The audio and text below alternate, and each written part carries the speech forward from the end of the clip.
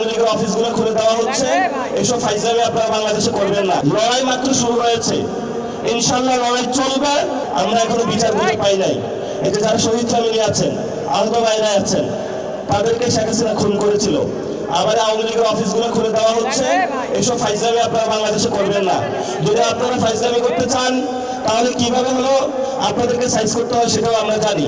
এখন আমরা আমাদেরকে বেয়াদব বলেন বা যা কিছু তা বলেন, কিন্তু আমরা অধিকারের প্রশ্নে সংস্কার, বিচার এবং বাংলাদেশের আইন শৃঙ্খলা, বাংলাদেশের মানুষের নিরাপত্তা অধিকারের ক্ষেত্রে এক বিন্দু ছাড় দিব না।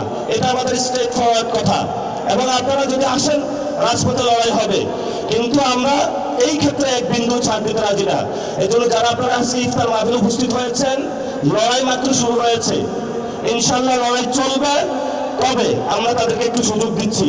এই সুযোগ মানে এটা না যে তাদেরকে আমরা একদম কার্ড দিয়ে দিয়েছি, যা ইচ্ছা বাংলাদেশে বসে করবে আর আমরা এখানে নাই, এমন না। আমরা এখনো বাইচা আছি, আমরা এখনো কোথাও বাইসা যাই নাই। তো এই জন্য যারা এখানে এসেছেন লন্ডন থেকে আর যেখান থেকে, এই কাজগুলো ভাই আপনি দ্রুত করেন।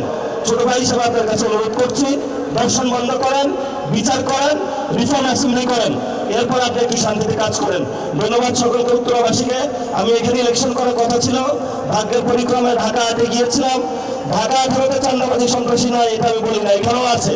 উত্তরখান দক্ষিণখানে অনেক সন্ত্রাসী কার্যক্রম চলেছিল, আমাদের প্রার্থী আরিফুল ইসলাম আদিবের উপরে সেই সময় আক্রমণ চালানো হয়েছিল।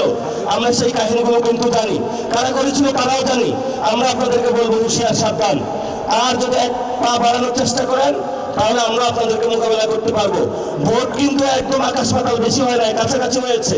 আমাদেরকে যারা ভোট দিয়েছে তাদের প্রতি আমাদের দায়িত্ববোধ রয়েছে। এই জন্য হলে ধীরে সুস্থে কাজ করবেন, উচ্ছৃঙ্খলভাবে গাড়ি চালাবেন না। বাংলাদেশের মানুষ ধীরে সুস্থভাবে চায়। এই যারা ড্রাইভিং সিটে বসেছে, রেকলেস ড্রাইভার হবেন না। ধন্যবাদ সকলকে, দোয়া করবেন। টাইম নাই, ইনশাল্লাহ ভবিষ্যতে কথা হবে। উত্তরা 7 নম্বর সেক্টরে নামাজ পড়ব, তারাবির নামাজ। সবাই একসাথে আসবেন, আড্ডা দিব ইনশাল্লাহ। সবাই ভালো থাকবেন। আসসালামু আলাইকুম ওয়া রাহমাতুল্লাহি ওয়া বারাকাতুহু।